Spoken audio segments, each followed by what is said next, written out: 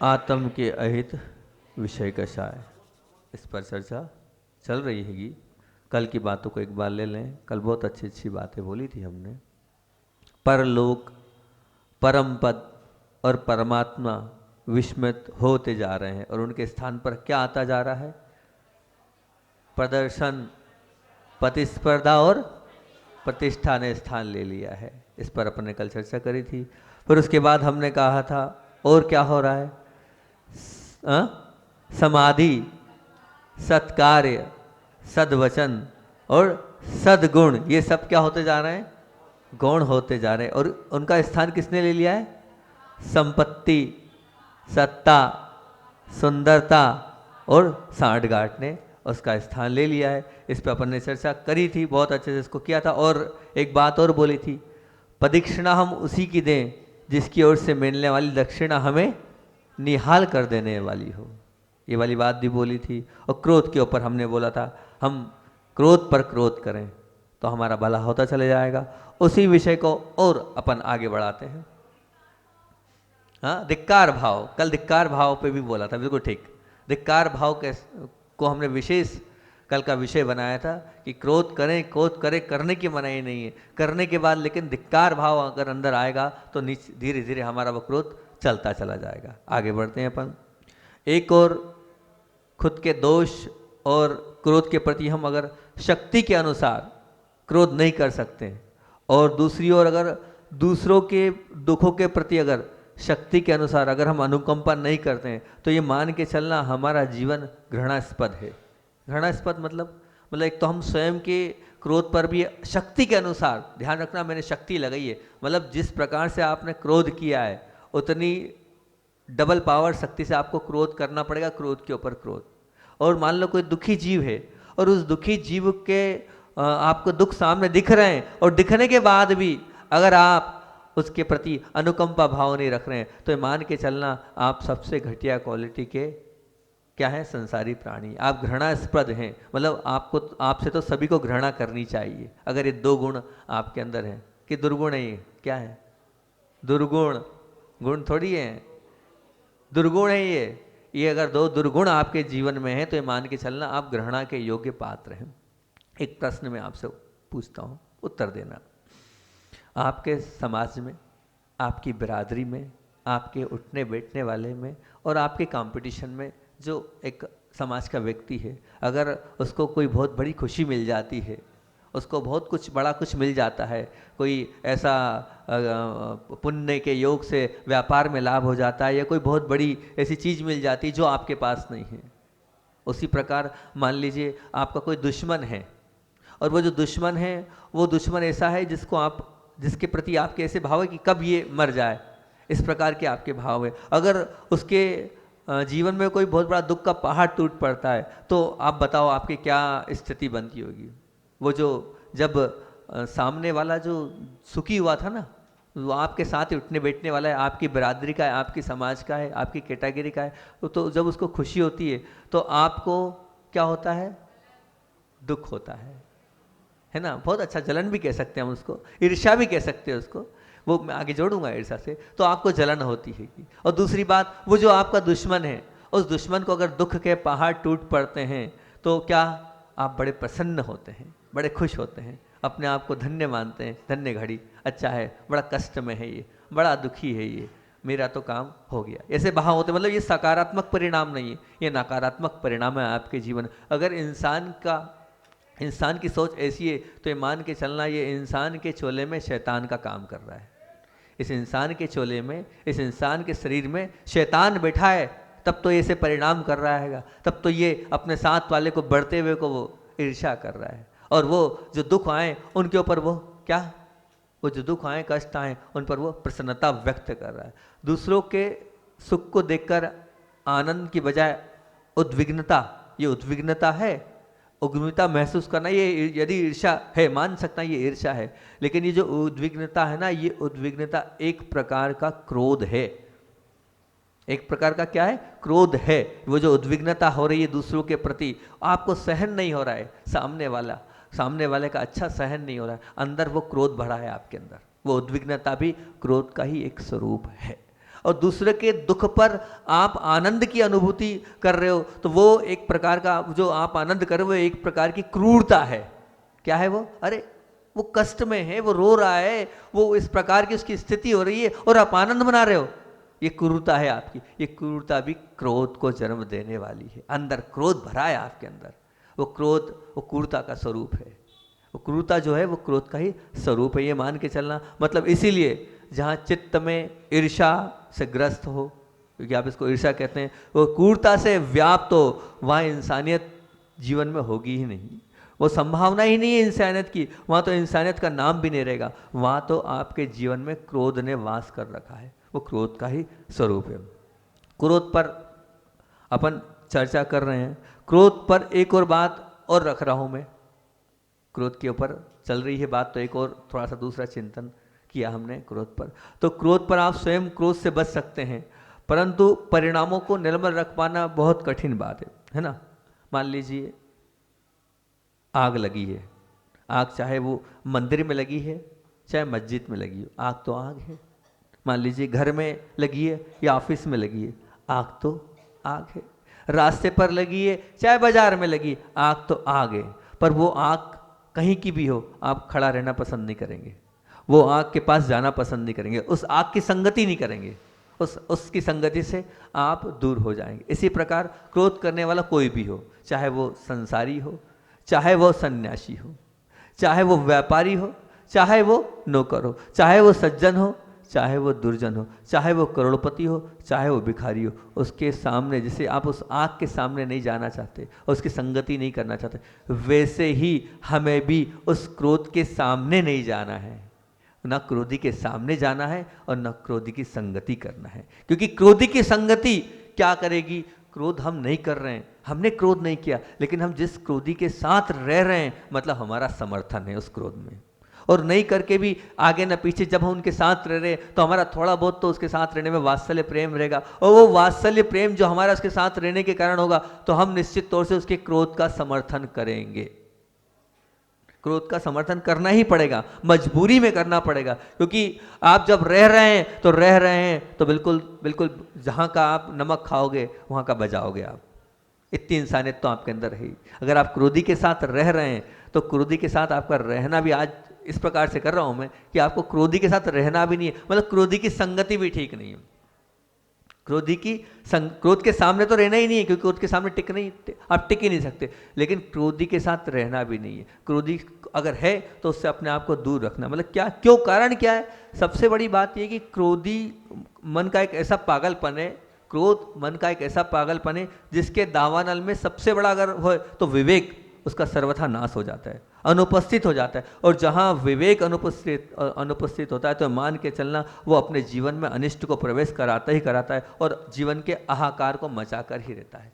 जिन ने भी मतलब उन क्रोधियों के साथ संगति करी है, उनका आप ब्यौरा देख लें। जैसे पाकिस्तान के वो जो ओसामा बिन लादेन है, उसके परिवार का, उसके साथ रहने वाले का देख लेना। जर्मन का वो हिटलर जिसका नाम प्रसिद्ध है, पूरी दुनिया में लिया जाता है, सबसे क्रोधी, सबसे आतंकी। अफ्रीका का वो इदी अमीन जिसका नाम चलता है पूरे देश में, सबसे ज़्यादा क्रोधी, सबसे ज़्यादा खूंखार रहा है। सद्दाम, ईरान का वो सद्दाम हुसैन हैं, अथवा चंगेज खान ले लो या नाजिर शाह ले लो, ये सब ऐसे लोग हुए जिन्होंने अपने जीवन में क्रोध से ही अपने जीवन को जिया है। उनका जीवन क्रोधमय था। ये सब साक्षात उदाहरण है। वे खुद तो क्रोध, बेर और हिंसा के शिकार बने ही, परंतु जो उनके साथ रहा अथवा जिन्हें उनके साथ रहना पड़ रहा था मजबूरी में, अब पत्नी है रहना पड़ेगा, रहना तो पड़ेगा, और भी जो मित्र वर्ग है रह रहे थे और रहना पड़ रहा था, उन सबके जीवन ने भी क्रोध, बेर और हिंसा का शिकार बनना ही पड़ा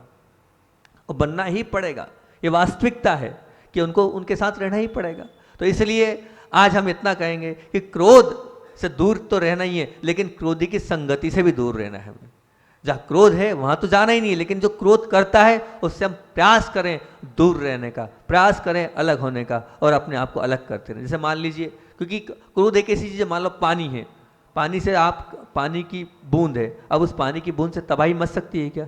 नहीं मचेगी। एक बूंद पानी से तबाही नहीं मचेगी। जब अपार मात्रा में पानी होगा, अपार मात्रा में जल होगा, तब जाके तबाही मचती है। लेकिन आग के लिए ऐसा नहीं है। वो आग क्या है? उसके लिए दावानल की आवश्यकता नहीं कि बहुत बड़ा दावानल चाहिए जब तबाही मचाएगा, जब नगर के नगर नाश होंगे, नहीं, एक चिंगारी भी वो पूरे नगर को जला देगी। और क्रोध को तो अपन बार बार दे ही रहे हैं, वो आग की उपमा शुरू से देते आ रहे हैं, बार बार करें कि क्रोध क्या है, एक प्रकार की अग्नि है, वो सब कुछ समाप्त कर देती है। क्रोधी की सब कुछ संपत्ति संपदा सब कुछ। इसीलिए हमें ना तो क्रोधी के सामने रहना है और ना ही क्रोधी के साथ रहना है। यदि इसके बावजूद भी अगर हमने छोड़ी वो छूट ले ली तो समझौता कर बैठे, तो किसी ना किसी कारण से क्रोध के आचरण को उचित मान बैठे कि नहीं ठीक है, तो समझ लीजिए हम क्या कर रहे हैं, अपने आप को स्वयं को आत्महत्या के मार्ग पर ले जा रहे हैं। क्या बात बोली है मैंने? अगर हम थोड़ा भी क्रोधी का समर्थन कर रहे हैं, क्रोधी के साथ रह रहे हैं, तो अपने आप को आत्महत्या के मार्ग पर ले जा रहे हैं। स्वयं की आत्महत्या आप कर रहे हैं। स्वयं की आत्महत्या है क्रोधी का समर्थन करना, क्रोधी की संगति करना और क्रोधी के साथ रहना। हमें नहीं रहना क्रोधी के साथ। क्यों? क्योंकि वो आत्महत्या हो रही हमारे परिणामों की आत्महत्या हो रही। हमारी शांति के भंग का मार्ग हम स्वयं ढूंढ रहे हैं। हम तो क्रोध नहीं कर रहे हैं, हमारे जीवन में क्रोध नहीं है, लेकिन क्यों आप उसके साथ क्यों रह रहे हो? नहीं करना हमेशा, क्योंकि आप उसके साथ रहोगे तो निश्चित तौर से आपको उसकी संगति का असर पड़ेगा ही पड़ेगा, आएगा ही आएगा। ये मान के चलना। आपके अंदर इतनी ताकत नहीं है कि आप अपने परिणामों से सामने वाले को अपने जैसा बना लो। आपके अंदर इतनी ताकत है तो बिल्कुल कर लेना, पर बहुत कम ऐसे लोग होते हैं अपने व्यक्तित्व से दूसरे के व्यक्तित्व को प्रभावित कर लें। अगर आप में इतनी क्वालिटी है कि मैं सामने वाले को अपना जैसा बना लूंगा, मैं उसके जैसा नहीं बनूंगा, तो पूरी छूट है, कोई बाधा नहीं। पर इतना अपने आप को व्यक्तित्व को प्रभावशाली बनाना, उसके बाद आप उससे मिलने जाना और फिर क्रोधी की संगति करना। इसलिए हमें क्रोधी की संगति नहीं करना है। आज का विशेष भाव यही है हमारा, क्रोध और क्रोधी से हमें सदैव दूर ही रहना है। क्रोध और क्रोधी से हमें सदैव दूर ही रहना है, कभी उसके पास जाना ही नहीं। और एक और बात, जैसे कीचड़ ने तो हमें कुछ ना कुछ दिया, क्या दिया? कमल दिया है। अग्नि ने फिर भी कुछ दिया है, क्यों? वो तो बहुत सारी अच्छी अच्छी चीज़ें दी, मैंने बहुत बार बताया, जैसे स्वर्ण को उसने शुद्ध किया है। और जहर ने भी शायद कुछ दिया है, क्यों? बहुत से को जीवन बचाया, बहुत सारे औषध में। पर क्रोध ने कभी भी हमारा हित नहीं किया है, सामने वाले का अहित ही अहित किया। फिर भी क्रोध ने हमारा स्थान ले लिया है। क्यों ले लिया है? उसका कारण क्या है? जैसे पैसे के बिना आपका जीवन नहीं चल सकता, 3 काल में नहीं चल सकता। पैसा नहीं होगा तो आपका जीवन चलेगा क्या? नहीं चल सकता। ऐसे ही आपने मान लिया है कि क्रोध नहीं होगा तो हमारा जीवन चलेगा ही नहीं, क्योंकि अगर क्रोध न करेंगे तो दुनिया हमें भिखारी बना देगी। क्रोध नहीं करेंगे तो बेवकूफ़ बनाती रहेगी हमें दुनिया, परेशान करती रहेगी। ये हमारी मानसिकता होगी। और क्रोध करते समय, ठीक है कोई बात नहीं, क्रोध करो आप, पर आप क्रोध करते समय 2 प्रकार के क्रोध होते हैं। क्रोध 2 प्रकार के कर सकते हैं। 2 प्रकार के मतलब, एक क्रोध वो है, पहला प्रकार का क्रोध वो है किसी अवसर पर, विशेष अवसर पर क्रोध करना पड़ता है। किसी विशेष अवसर पर क्रोध करना पड़ता है। ध्यान देना, क्रोध मतलब क्या है? पड़ता मतलब मजबूरी है, मुझे मजबूरी में क्रोध करना पड़ रहा है। मेरे मन में क्रोध के भाव नहीं है, मैं क्रोध करना नहीं चाहता हूं, लेकिन क्या करूं? कंडीशन है, इस कंडीशन के कारण मुझे क्रोध करना पड़ रहा है। वो जो पड़ रहा है मतलब महात्मा गांधी का नाम क्या कहते हैं? मजबूरी का नाम महात्मा गांधी बोलते हैं ना, ऐसे करना पड़ रहा है। तो जब आप करना पड़ रहा है ना, मतलब मजबूरन क्रोध करना पड़ रहा है, ऐसी स्थिति में आप जब भी करेंगे तो आपके अंदर विवेक हाजिर होगा। आप विवेक के साथ करेंगे, आपके शब्दों में नरमाई होगी, आपके शब्दों में दया होगी, आपके शब्दों में वात्सल्य होगा। भाव नहीं है क्रोध करने के आगे। मामला समाप्त होते ही आप क्रोध से मुक्त भी हो जाओगे और न अंदर ऐसा कुछ रखोगे। और रिश्तों में आत्मीयता आगे तक बरकरार रखोगे, और बरकरार रखी जा सकती है। कैसे रखी जा सकती है? क्योंकि आपको मालूम है मैं जो क्रोध कर रहा हूँ किस भाव से कर रहा हूँ, और सामने वाले को मालूम है कि मेरे लिए जो क्रोध हो रहा है किस प्रकार से हो रहा है। एक व्यक्ति था, तो वो बैठा था दुकान पर, और एक व्यक्ति आया, उसने थोड़ी सी बात बोली, वो इतना गर्म हो गया 10 बात सुना दी, और ऐसी ऐसी बात सुनाई, वो घबरा गया कि आपका नेचर कैसा है, आपका स्वभाव कैसा है, इतनी सी बात में आपने इतनी बात सुना दी। बोले जरूरी है सुनाना।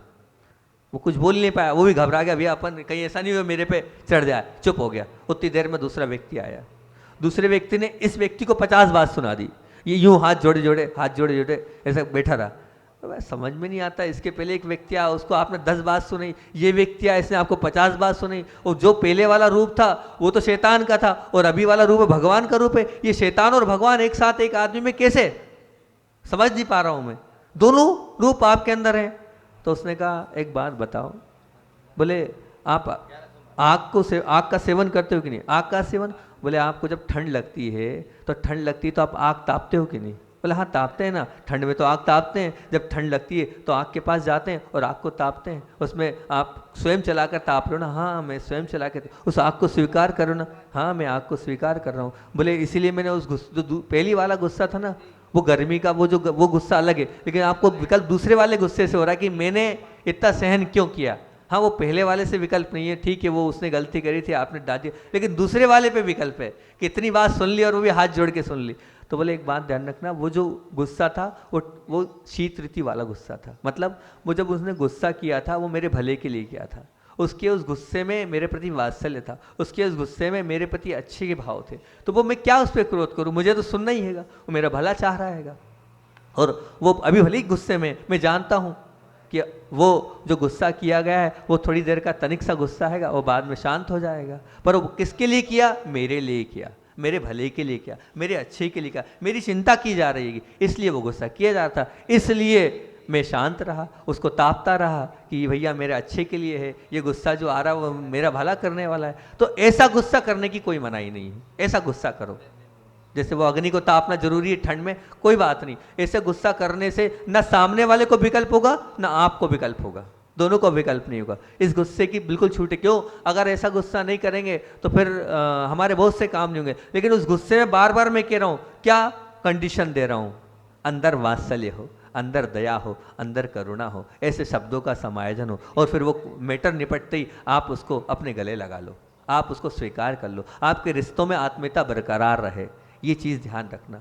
तो गुस्से करने की मनाही नहीं। अब दूसरा प्रकार का गुस्सा है, क्रोध करना ही चाहिए। ये दूसरा व्यक्तित्व हो गया, एक गुस्सा दूसरा हो गया। क्रोध करना ही चाहिए, क्रोध करूंगा ही करूंगा मैं।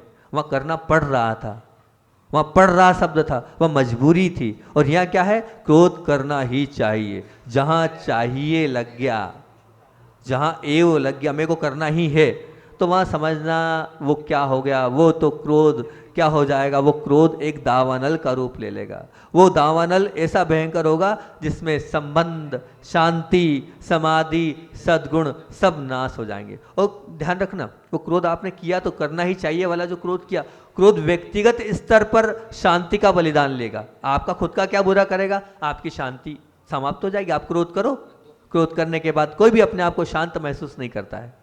तो आपने क्रोध किया, कोई बात नहीं, व्यक्तिगत आपका नुकसान क्या हुआ? शांति का बलिदान हो गया आपकी। और दूसरा, संबंधों के क्षेत्र में तो प्रेम का बलिदान हो जाएगा। जो संबंध है उस समाप्त, और प्रेम का बलिदान हो जाएगा। जहां संबंधों का बलिदान हुआ वहां क्या स्थिति है? प्रेम निकल गया। अब जीवन में से प्रेम निकल गया तो कैसी स्थिति होती है मालूम है? कैसी स्थिति होती है उसकी?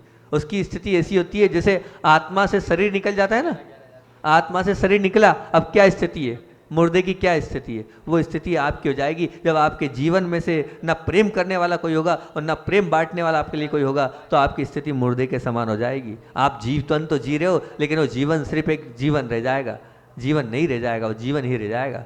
जीते रह जाएंगे लेकिन उसका आनंद का अनुभव आप नहीं कर पाएंगे। जब आपके जीवन में से वो प्रेम अगर निकल जाएगा तो समाप्त हो जाएगा। जैसे वो गेहूँ होता है ना, गेहूँ का बोरा, बिल्कुल जब वो बोरा रहता है उसमें गेहूं भरे रहते हैं तो बड़ा अच्छा दिखता है, और जब बोरा खाली हो जाता है तो उसकी क्या स्थिति होती है? उस गेहूं के बोरे की क्या स्थिति? लूला लंबा वैसा हो जाता ना है। अभी तो आप वो जो गेहूं का बोरे को दो लोग नहीं उठा पाते हैं, और लेकिन जब वो गेहूं निकल जाए और खाली बोरा है, उसकी क्या स्थिति होती है? ऐसी स्थिति आपकी हो जाएगी जब आप ये कहोगे क्रोध करना ही चाहिए।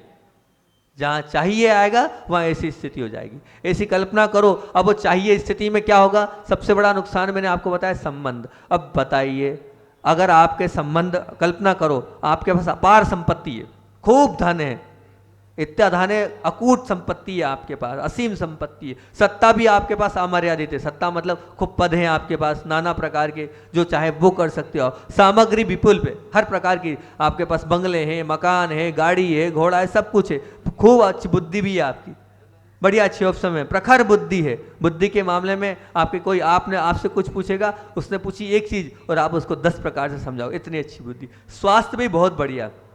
परंतु ये बताओ, ये सब होने के बाद भी अगर आपके जीवन में किसी से संबंध नहीं हो तो क्या होगा?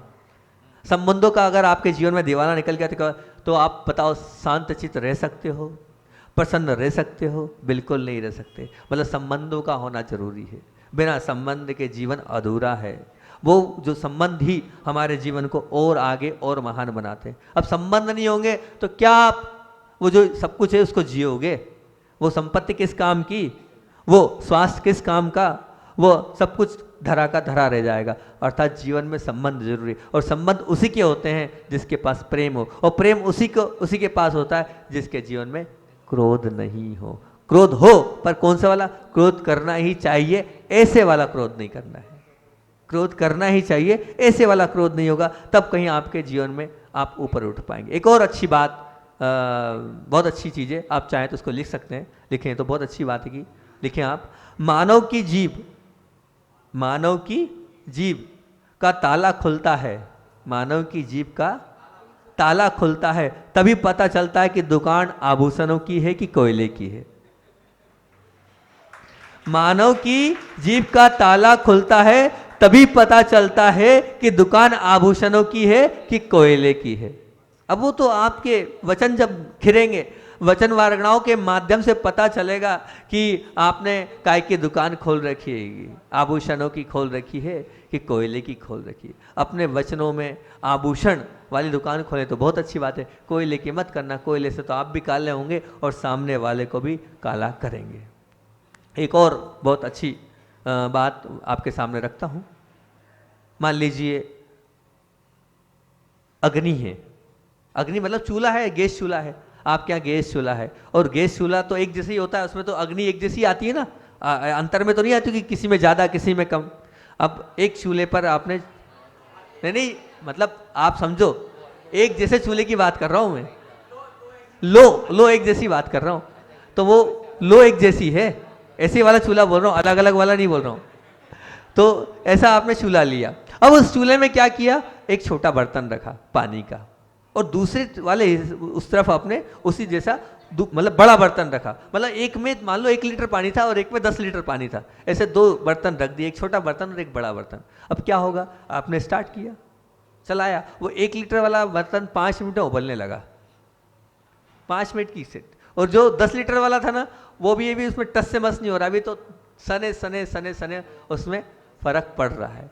वही स्थिति में आपके जिसका दिल जो है ना, जिसका जो हृदय है ना, वो क्षुद्र होता है, तो छोटी सी बात में वो बिल्कुल कैसे हो जाता है, वो तनिक से उसमें, वो तनिक सी बात में क्या हो जाता है, वो उसकी अपेक्षा भंग नहीं हुई कि वो आवेश में आ जाता है, उबल जाता है, बिल्कुल ठीक, उबल जाता है। वो पानी जैसे उबला है ना, वैसे क्यों वो कब उबलता है, पानी कम, ऐसी अंदर में हृदय में विशालता नहीं है, वो पानी जैसे विशालता आचार्य शिव के उसमें बोलते हैं ना भक्ति भवन, सागर मिव गंभीरा, सायर मिव गंभीरा, मतलब क्या, हमारे जो गुरु लोग होते हैं, जो आचार्य श्री की आचार्य भक्ति में ना, सारी सिद्ध भक्ति, नहीं सायर मिव गंभीरा, तो इस सायर मिव गंभीरा के लिए किसके लिए कहा आएगा, मतलब जो महान लोग होते हैं वो सागर के समान गंभीर होते हैं। इतना सागर के समान गंभीर मतलब इतना अंदर भरा है, पर अब आप जरा से में उबल गए, मतलब आप सागर से के समान गंभीर नहीं है, आप छोटे से जल है, आपके अंदर वो जो हृदय है उसमें वात्सल्य इतना नहीं भरा है, प्रेम इतना नहीं भरा है, स्नेह इतना नहीं भरा है, तुरंत उबल जाते हैं। वो जो बड़ा जो बर्तन था वो तुरंत उबला नहीं है, थोड़ा सा आवेश आया नहीं और आप उबल गए, और आपने बिल्कुल तू मैं कर ली और सब करने को तैयार हो जाते हैं। जो थोड़ी सी बात में उबल जाता है, मतलब समझना उसके हृदय में भी हाल प्रेम और वात्सल्य की कमी है, बहुत कम प्रेम भरा है उसके अंदर, अधिक प्रेम भरो। वो जो बड़े बर्तन में भरा था तो अग्नि तो दी, पर उस अग्नि से वो जल उबला नहीं, ऐसे आपको उबलना नहीं है, आपको किसी के प्रति द्वेष भाव नहीं करना है, आपको जरा सी बात में आवेश में नहीं आना है। एक बहुत अच्छी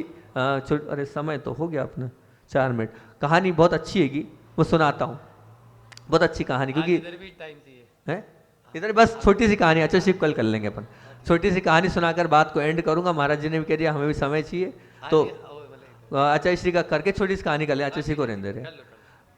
एक गुरु और एक शिष्य, एक गुरु और एक शिष्य रास्ते से जा रहे थे, आवेश की बात चल रही है ना, आक्रोश की बात चल रही है, उसकी बात कर रहा हूं मैं। एक गुरु और एक शिष्य रास्ते से जा रहे थे, जाते जाते किसी व्यक्ति ने खिड़की से गाली दी दोनों को, गुरु शिष्य को।